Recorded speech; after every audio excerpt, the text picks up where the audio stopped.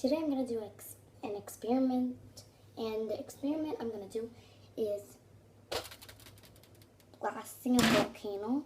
Yeah, and the thing you need is food color, red because that's a lava color, and baking soda, and vinegar that is in here.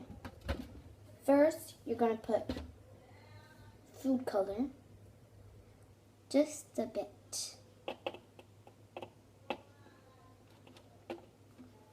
Yep, it's in there.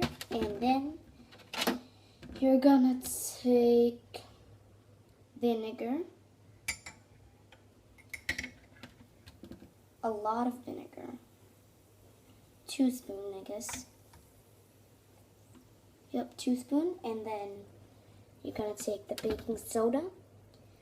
Okay, so yeah. Wait, what? There you go. You see it's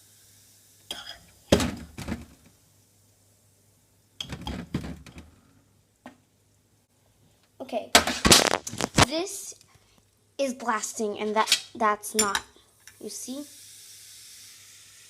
Why is it? That's all. This was a fail. But if you read correctly, then it won't be a fail.